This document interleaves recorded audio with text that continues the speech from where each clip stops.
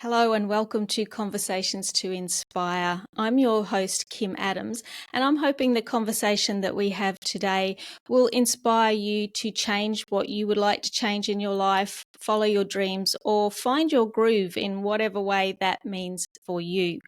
So today I'm really excited to have Hayley Mill with me today. And Hayley is a manifestation teacher and coach who knows and believes that anything is possible and it's okay to want more out of life. And I know a lot of us do, and sometimes we're a little hesitant to take those leaps.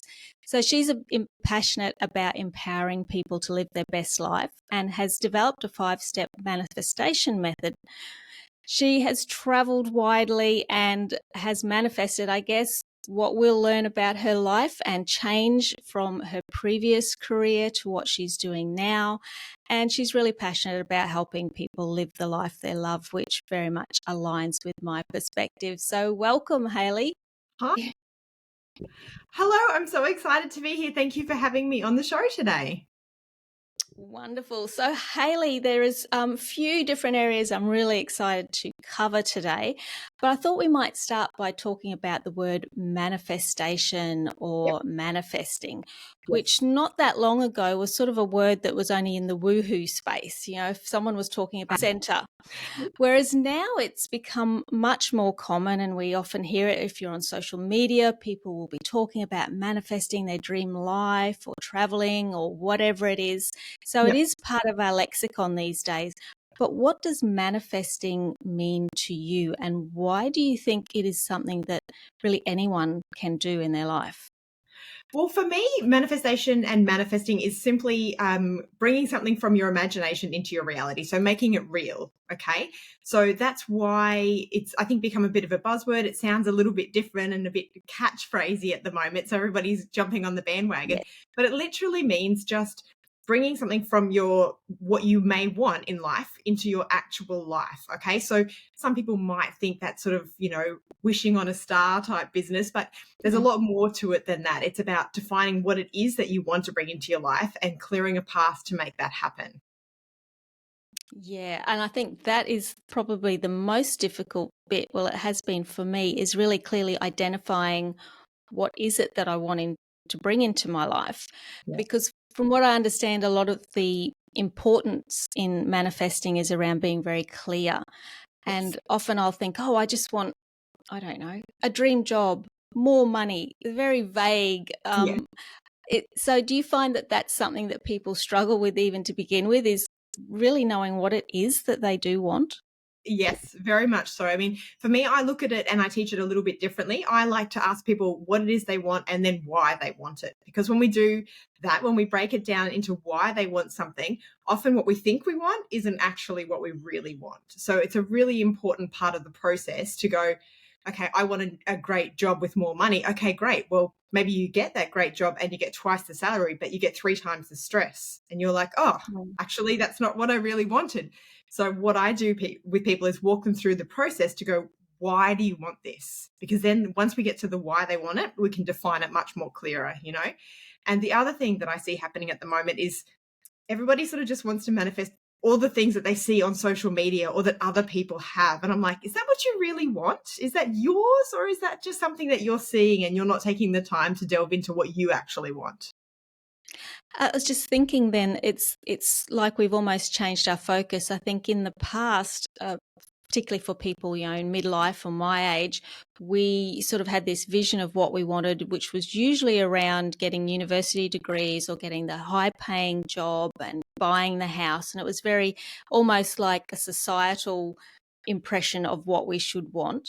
And now that's almost been transplanted or replaced in a way by this social media now is telling us subliminally what we should want. Is that sort of, are you seeing that that's what's happening for some people? Yeah, I think so. Because we're surrounded by social media and we see it every day, it starts to normalize things that other people have, which is really Mm. good if that's what you actually want. But it's really bad if it's not because you see everybody else having it. So, or I have to keep up with the Joneses, if you remember that saying, and I have to have this and I have to do that, because I see it all the time. I must have to have that because everybody else has it. But I do agree, like, back in the day it was, let's go to uni and let's do all the right things to get the right job and to do that. And then you get out of university and you start a job and you think, oh, I'm not really sure that this is the path that I want to go down. So it has definitely changed because it's been normalized with the social media around us. So you didn't start out your career as a manifestation coach. What were you doing 20 years ago or 10 years ago? What's your path to becoming so integrated and So, fascinated with the idea of creating a more meaningful life for yourself? yeah. So my background is marketing and fundraising. And so when I went to university, I did a double degree of international business and commerce. And I thought, well, marketing is fun. This is kind of what I want to do. And I got into that and I really enjoyed it. And I had, all my marketing career jobs. And then I moved into the not-for-profit world. And I sort of fell into the fundraising aspect of it. And I loved it. I was working for one of the state's largest not-for-profits. And I was there for a very long time because I loved what I did. And so my job was many and varied, which is what I need. I need lots of different things to keep me interested. And I had an amazing team around me. And that was sort of the direction that my life was going in. And I just loved it. I really did. I had such a great time there. But I knew that if I stayed in that role, in that environment, basically, I would never leave. This is something that I would be happy to do forever. But I sort of had I had instinct, I had intuition that I wanted to go and live and work and volunteer overseas. So I sort of was doing so well in my job that I pushed that down for a very long time because I thought, Hayley, don't be silly. You've got this great job and they're promoting you and blah, blah, blah. Until eventually I was like, I can't ignore this anymore.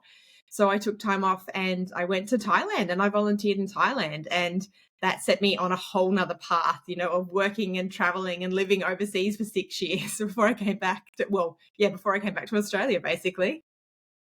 That's an interesting similarity. I had a bit of a career. I don't know if it's crisis is the right term. Probably around 2013 to 15, where things were changing, and I really wasn't happy anymore in a career. A bit like you, I loved it. It was wonderful. I was having a great time, and then everything kind of changed, and a number of things fell apart. And I went off to Bali to volunteer instead of Thailand. So I spent 3 months in Bali doing volunteer English teaching with teenagers, which was totally out of my comfort zone, and was a real turning point for me as well. So I do encourage people to step out of their comfort zone if they're wanting to have some change in their life, because it does kind of open up your mind that there are other ways of doing things. Absolutely. I think once we get out of our comfort zone and you see how big the world is, whether it be overseas or just doing different things, you really can start to see there's so much more opportunities out there for me. And once we do one thing that's outside of our comfort zone and become comfortable with that discomfort, it helps us to grow and move to do the next thing that's uncomfortable, or you experience discomfort. So I highly encourage people, if they're wanting a change, to start doing things that are outside their comfort zone. And it doesn't have to be a big thing. It doesn't have to be moving to Bali or Thailand. It just could be like, okay, if you're really introverted, maybe drive a different way to the shops, or maybe go to a different coffee shop. Those things, those small changes can really have a big impact. So I think moving outside our comfort zone is a very, very valuable experience. I was interviewing another podcast guest yesterday, and he was talking about the very similar thing we're talking about today, where he made a huge change in his life, and about how when the change happened, imposter syndrome kicked in really hard. That whole, well, who am I to be teaching this? Who am I to be saying people should come and listen to me and I can help them? But the idea is that when we're sort of growing in life, I think we continually have those moments of imposter, and it's the quicker we can get more comfortable with that, the better, because I think that's a sign of growth. Yes, 100%. I think there's a saying that says, fail hard and fail fast, because then when you've done that, you can move on. Do you know what I mean? Whereas if you're putting off that pain, I don't want to do it because I'm going to fail, then you're going to be sitting in that phase of not growing for a longer period of time. But I think that you and he is right. Every time we start something new, most of us experience that, oh, this is uncomfortable and I'm not sure about this, but I think that's what I think is your ego and your identity is keeping you safe. They're saying, okay, well, what we know, that's keeping us safe. We're alive. Everything is good. We're happy. We have everything that we need, as such, in inverted commas.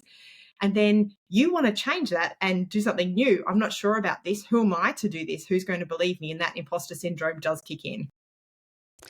Does that relate then to what we hear about in terms of self-sabotage? And I think I've done that multiple times for myself when I have stepped out of my comfort zone and it's actually working, but then for some reason I'll either just step away or self-sabotage, for want of a better word. How does that link in, do you think, with the whole trying to manifest what we want, and we say we want it and we're passionate about it, but then we kind of, pull our own rug out? Exactly. And I like to call this a limiting belief. And our limiting beliefs are held often in our subconscious brain, and we don't even know what they are sometimes. So I definitely think that there are those limiting beliefs that we have that manifest in our body language. Like, when I don't want this to I'm crossing my arms now if you can't see me, but we do things to ensure that we don't reach that goal, because if we then don't reach that goal, we can't fail, okay, because I'm not going to try. So I think that once we identify those, and it's a great place to start just by being aware. Okay, so what am I doing that's not getting me? What am I doing that's holding me back? So start to notice some of your behavior, your thinking patterns, what's showing up for you when you get closer to your goal. When you notice that resistance, it's about going, okay, what am I doing? Am I not answering those emails on time? Am I not showing up to the networking event because my child needs me, or, some other excuse? What are the excuses that you're making? And it's about not blaming ourselves. It's about just noticing and saying, oh, that's interesting. Every time I get an invitation to a networking event, I say no because of some reason. Wonder why I do that, and delving into it from there. Yeah. So I know you have a 5-step manifestation method. So maybe you can just talk us through the first step, because I know people can go and explore more about that whole process that you have. But what's the first step in your method that you use, Hayley? Well, there's 5 steps, but the thing that I want to preface this with is sometimes that these steps can be all over the shop. You might start with a different step depending on where you are on the journey. But if you're starting afresh and starting brand new, I like to start with the clarity step. So the 5 steps are clarity, clearing, alignment, surrender, and gratitude. Okay. So if you want to manifest something new into your life, if you want to bring in a new job, a new partner, a new house, a new whatever it is, you need to be very clear on what it is that you want, because how can we get there if we don't even know if we don't even know what we want, how can we get there? Okay, so if you're traveling, if you just jump in the car, are you going to go to Perth or are you going to go to Melbourne? Like, where do you want to go? So it's about being very clear on where you want to go and what you want. So that's where we do that why exercise. I really struggle with the clarity step, and I don't know whether it's because I'm a crazy Gemini or a bit ADHD. I'm not sure, but I find it really challenging. I can find some clear goals or pathways, but then I find it very hard to stick with that as my vision, and my vision will often change to, oh no, this is what I want to do now, or now, no, this is what I want to do. Is this something that, not just me, do other people find that they're jumping all over the place and this can be a barrier to actually having that nice, clear path, or is this part of the process? I think it's a bit of both. It's part of the process. That's why we delve into the why, because once you truly know your why, and I'm not saying, or why do I want to do this, or because of A. I really get you to go deeper into, imagine that I'm sitting there sort of poking you until you're so annoyed that you just blurt out the answer that you didn't want to say. I want you to get that deep into your why, because that's the truth. It's like when you're so angry, you just yell it out and you're like, that's it. And then you're like, oh my goodness. So that's part of it. But also it's then working through the next steps, which is clearing those limiting beliefs. For me, and I'm sorry if I'm talking over you because it keeps it's been really difficult today. So for everyone, if I do talk over Hayley, then I'm not just trying to be rude. The whole money thing has been interesting in terms of working out the why around money, I think, because a lot of people want more money. Mhm. And then money also has that bit of an ick factor to it. Like we don't, especially maybe in Australia, I don't know, we sort of feel like we don't want too much. Are we being greedy? Or so there's that side of it. And Yep. then for me, it was working out, well, what does more money actually mean for me? And for me, it was around freedom. So money, I think, for a lot of us, Yes. and we're very lucky, I guess, for most of us in this country, is that we do have the freedom around some choices that we make. And money is really, to me, around freedom. Hmm. Mm. Yeah, I think, well, there's a few things. If it's freedom that you're looking for, what does that freedom look like for you? So it's writing down, what does my day look like? If I had $10 million in my account today, what does my day look like? Okay, if I didn't have to worry about money. So it's looking at, again, beyond the what you want into why you want it. I want the freedom because I want to be able to go for coffee with my friends during the day, or I don't want to be locked into a 9 to 5 job. Because again, this could show up in a different way. And if we're not open to that, if we're so stuck on how it has to show up for us, like I need that $10 million check in my bank account, we can't look at all the other opportunities that might be presenting around us. Other things might show up for us without us even noticing if we're not paying any attention to it. And the second thing is our language around money. Like it's about changing that language. Like you just said, money is a bit ick. Well, if we think about money as a person and you think, oh, money's a bit ick, well, why would you attract more money if you don't think that that thing is nice? It's like, imagine money is your friend. If you're saying, well, you're a bit ick, well, your friend's like, well, I don't want to hang out with you anymore. So, it's about overcoming those beliefs we have around money. Money doesn't make us a bad person. Money just amplifies what we have and the impact that we can make in the world. And I think we have very much stories around money, don't we? Often from our childhood around if you grew up in a home that didn't have a lot of money, and money can be seen as something that happens for other people, not Yep. for me. And so again, it's going back to those stories we have in our head. 100%. Those beliefs were formed when we were a child. Did our parents talk to us about money? Were we sitting around the table, or was that a closed door activity and we were never to know? Were we told that money doesn't grow on trees and you can't afford this? Because then that works its way into your psyche, and then it sort of manifests in the rest of your life because you think, oh no, I can't spend that money, I might need it for something else. So it's definitely from those beliefs that we had as a younger person. What are some of the other things that you find people are often a bit like that whole money manifestation, that people say that they want, but there are many stories around that really get in their way? Oh, I think, well, lots of things. I mean, love is a big one. We all want love or relationships or whatever that is. But, have we worked through the issues within ourselves to acknowledge that we're worthy of that love? And what are those patterns that we're repeating? If you're attracted to the wrong type of person constantly, it's about asking yourself, why? Why am I doing this? And is it because you're actually scared of finding someone who will treat you as an equal and in a loving relationship? Because maybe you've never had that before, so you don't know what that looks like. So obviously love is a big one. Career is a big one because we attach a lot of our identity to our career. That was me. I was the fundraising girl. I did that for such a long time that when I started on this, I was like, oh, this is totally different than what I did before. And now I have to change my identity and my beliefs around who I am around this. So, career change is a big one as well. Yeah, labels are such an influence in our lives that we want. Even when I started shifting away from my corporate job into more the coaching space, and I was doing yoga teaching, and even the word coach, I had a real barrier to using that word. I don't know why. And I was like, I'm not a coach. How can I call myself a coach? Like the words and the labels are really important. Yep. Because I think our beliefs and our words manifest through our reality, because when we start to say something, then our actions follow and then our habits follow, so that's why I think it's really important to be careful of the words that we use, both internally in our brain and externally, what we're saying to ourselves and to the rest of the world, because that follows everything else. Everything else flows from there. So if we're saying, well, I'm not a coach, then of course your brain's like, well, I'm going to move you away from everything that's a coaching thing because you told me that we're not a coach. So you're not going to take that aligned action to go and be the best coach that you can be, because your brain said, well, you told me we're not, and I want to keep you safe. That's my job.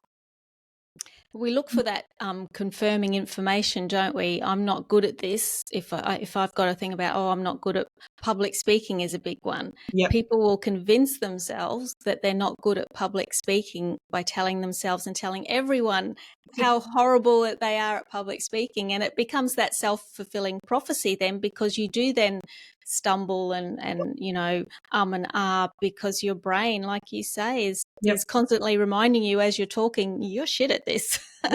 Yep. I like to use something called, because I mean, a lot of people talk about, I know you've talked about affirmations before, but I like to use bridging affirmations. So if you can't say I'm a good public speaker, it's I'm on my way to being a good public speaker, because your brain can go, oh, I can believe that part I can believe, but I can't quite believe that I am a good public speaker. So I'm just going to say I'm on my way to being a good public speaker. And then your brain's like, all right, I can probably do this. I can work with this. And it starts to help you along the way without such a big jump.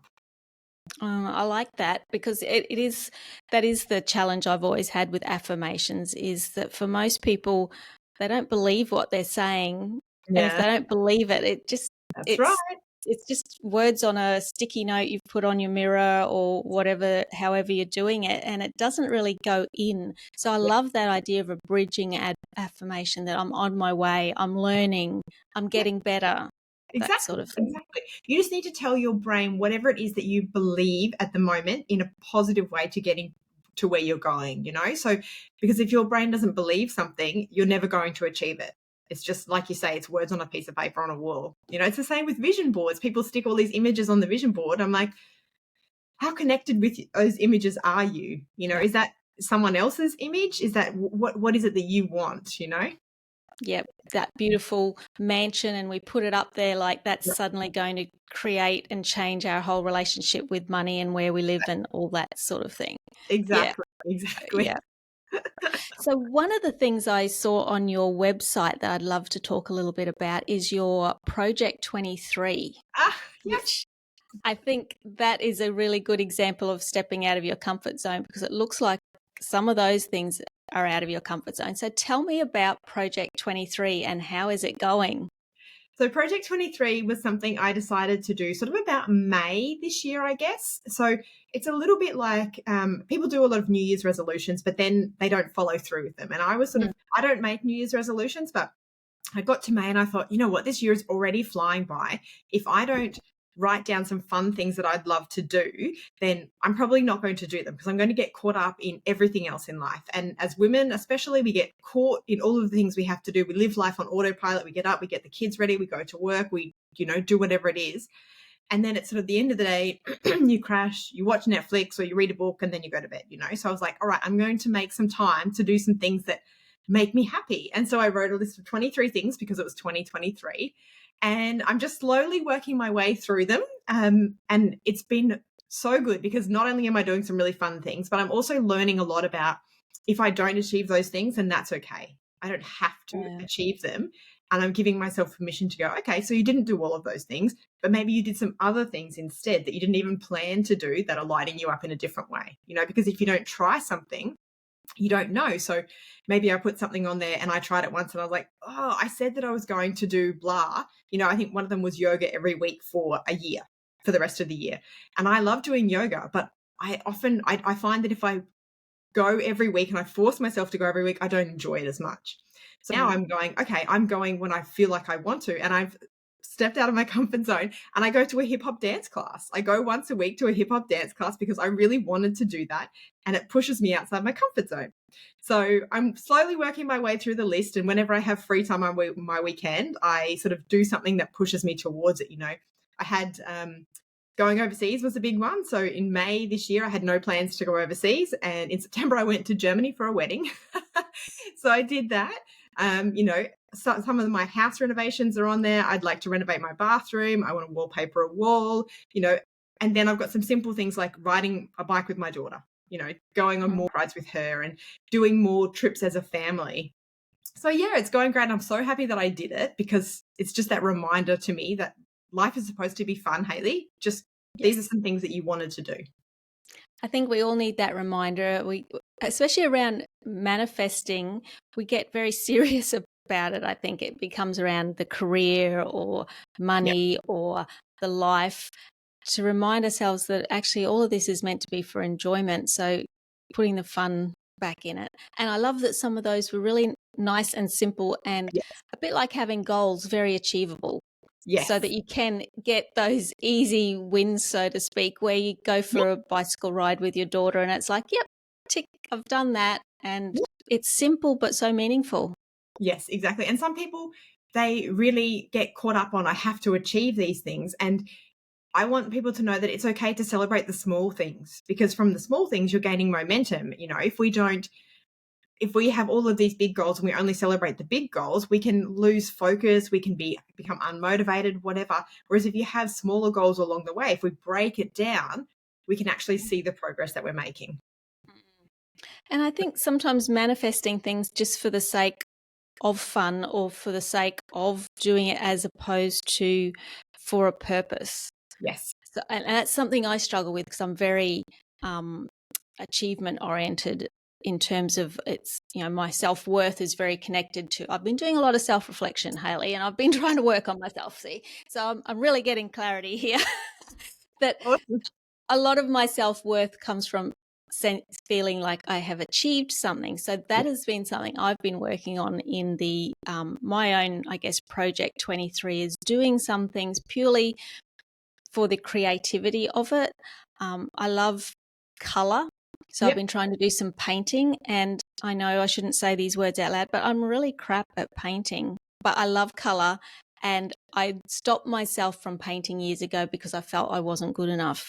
So now I'm just buying really cheap canvases at Kmart, cheap paint, so I'm not feeling like I'm wasting money, and I'm slapping the paint around and then I throw it away.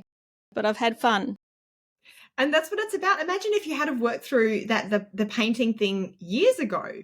You would have Yes. had more years of painting, you know? So for me, that's what it's about. It's about going, okay, just start today, start small. But if you start now, you're still going to have, I don't know, 20, 30, 40 years left of doing whatever it is you want to. The longer you put it off, the less time you're going to have to enjoy that. I think that's a really good message to start wrapping up on, is that whatever it is you're wanting to manifest, the longer you put it off, the longer you put off the potential of it ever coming into your life. So starting now is really the best time to start. So Exactly. Hayley, where can people find you and find out more about your work? So if people want to find me, they can find me at my website. It's hayleymill.com, Hayley, mill, M-I-L-L, .com. And on Instagram, I hang out there a lot, hayley.j.mill. And you can see, what's going on in my day. I like to share my win of the day sometimes. That's the best thing that happened to me today, something that we do every day. So I like to share that. And then you can, just find out a little bit more about me and what I do there. Excellent. I'll put the website and the Instagram link in the show notes below. And if people want to comment in the comments what they might want to manifest into their life in 2024, we can start talking about 2024 now. Oh my goodness, cannot believe it. But thank you so much, Hayley, for joining me today. No worries. Thank you so much for having me. I really appreciate it. Thanks.